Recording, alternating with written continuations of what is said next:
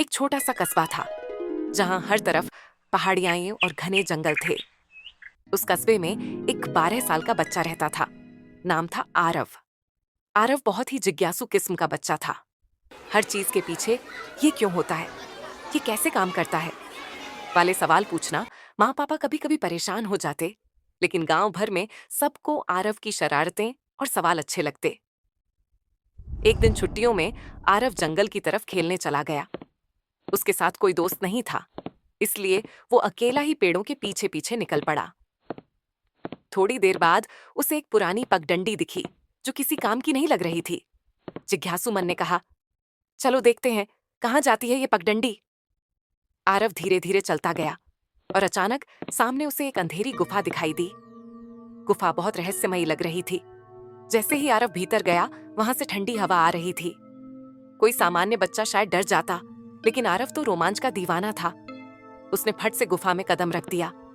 गुफा अंदर से बहुत लंबी थी। दीवारों पर नमी, छोटे छोटे चमकते क्रिस्टल और बीच में टपकती पानी की बूंदें गूंज रही थीं। अचानक उसकी नजर एक कोने में पड़ी तो उसने कुछ अजीब देखा। वहां एक चमकता रेडियो रखा हुआ था। उसमें बड़े बड़े गोल घुमाने वाले बटन था। आरव पास गया और रेडियो उठाया। रेडियो बहुत भारी नहीं था और ऐसा लग रहा था जैसे किसी ने सालों से छुआ भी ना हो। उसने मजाक में बटन घुमाया। जैसे ही उसने बटन घुमाया, गुफा में अजीब सी चमक फैल गई और उसकी आंखों के सामने एक रोशनी का गोल दरवाजा खुल गया। आरव की आंखें खुली की खुली रह गईं। ये कोई साधारण रेडियो नहीं था, ये था जादुई रेडियो। रेडियो से एक मीठी सी आवाज निकली। नमस्ते छोटे खोजी, तुमने मुझे जगाया है। मैं हूं जादुई रेडियो। तुम जो चैनल चुनोगे, मैं तुम्हें उस दुनिया में पहुंचा दूंगा। आरव पहले तो हैरान रह गया, फिर बोला, मतलब मैं जहाँ चाहूँ वहाँ जा सकता हूँ? रेडियो हंसते हुए बोला, हाँ, लेकिन संभल कर, क्योंकि हर चैनल में रोमांच है और हर रोमांच आसान नहीं होता। आरव का रोमांचक दिल जोश से भर गया। उसने पहला चैनल घुमाया। जैसे ही बटन क्लिक हुआ, आरव चमक में गायब होकर एक नई जगह पहुंच गया। सामने हर तरफ मिठाइयों का अलग ही संसार फैला हुआ था। घर चॉकलेट के बने थे, फव्वारे में रसगुल्ले तैर रहे थे और सड़कों पर टॉफियां बिखरी थीं। आरव ने कभी ऐसे सपनों की दुनिया नहीं देखी थी। उसने झट से एक लॉलीपॉप उठाया और खाने लगा। लेकिन तभी वहां एक राक्षस आ गया और गरज कर बोला, यहाँ बिना अनुमति कोई मीठा नहीं खा सकता। राक्षस बोला कि मेरे सवाल का जवाब दो, फिर तुम जितना चाहे खा सकते हो। आरव डर गया, लेकिन तुरंत दिमाग चलाया। राक्षसों ने पहेली पूछी, क्या चीज है जो दिखती नहीं मगर हर जगह होती है, बिना जिसके कोई नहीं जी सकता?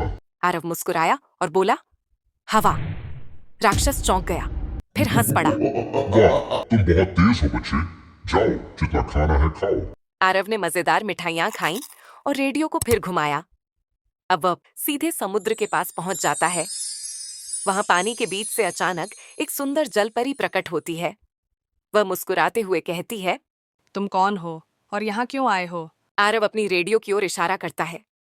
जलपरी हल्की मुस्कुराकर कहती है, अच्छा, तो तुम हमारी मदद करने आए हो।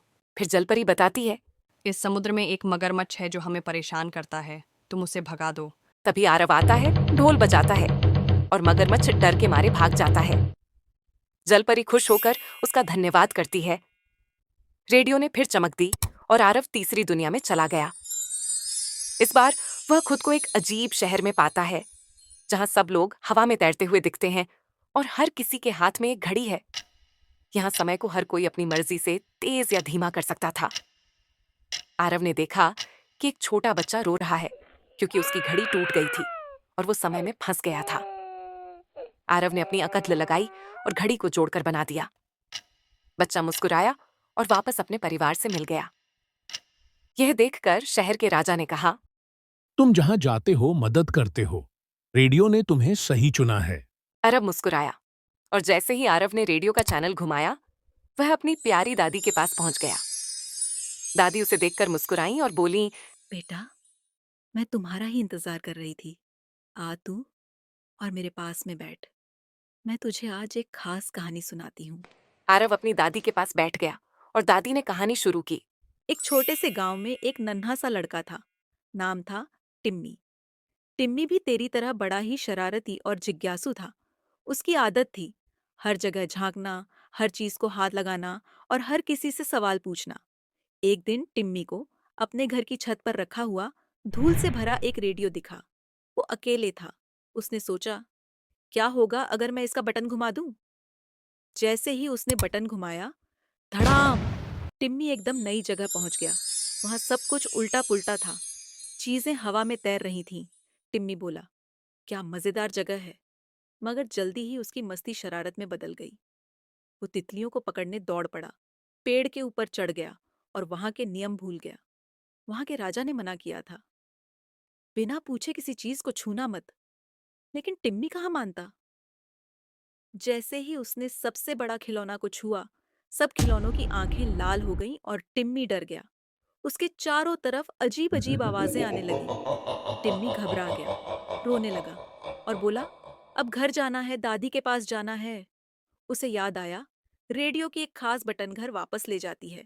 उसने डरते डरते रेडियो घुमाया और आखिरकार वापस अपने कमरे में आ गया। दौड़कर दादी से लिपट गया। दादी ने मुस्कुराकर कहा, देख बेटा, मस्ती तो ठीक है, लेकिन अगर हद से ज्यादा हो तो मुसीबत में भी फंस सकते हो। ठीक वैसे ही जैसे टिम्मी फंस गया था। इसलिए शरारत करो, पर दिल दुखाए बिना, और कभी भी किसी की चीज बिना पूछे मत छूना। आरव चुपचाप मुस्कुराया। उसे दादी की बात समझ आ गई थी। दादी बोली, अब बस, जल्दी से अपना रेडियो बंद करो और घर जाओ। रेडियो बोला एक बार फिर। गुफा चमकी और आरव घर लौट आया। उसके हाथ में वही रेडियो था, लेकिन अब वो साधारण सा और शांत था। घर पहुंचते ही उसकी मम्मी ने टोकते हुए पूछा, अरे शरारती गोली, इतने देर कहाँ थे? आरव ने बड़ी मासूमियत से मुस्कुराते हुए कहा, मम्मी, आज मेरे साथ बहुत सारी बातें हुई, बड़ी अच्छी बातें।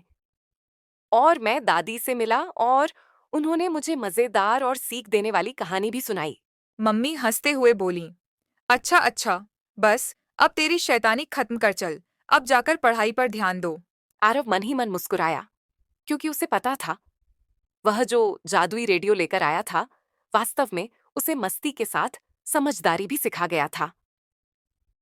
इस पूरी कहानी में हमें यह सीख मिलती है कि शरारत और जिज्ञासा अच्छी चीजें हैं, जो हवा में उड़ने वाली तितलियां जैसी होती हैं, जो जीवन को मजेदार बनाती हैं। लेकिन शरारत की कोई हद होती है, जिससे आगे बढ़कर मुश्किलें भी हो सकती हैं। समझदारी और प्यार के साथ शरारत करनी चाहिए, कभी किसी को दुख न देना। अंत में घर, परिवार और दादी जैसे प्यार भरे रिश्ते सबसे जादुई होते हैं, जो हर मुश्किल में सहारा देते हैं। अगर इस वीडियो से आपको कोई भी सीख मिली हो, तो वीडियो को लाइक जरूर करना। वीडियो कैसी लगी कमेंट में जरूर बताओ। चैनल को सब्सक्राइब करो। आपका साथ हमारे लिए बहुत मायने रखता है। धन्यवाद।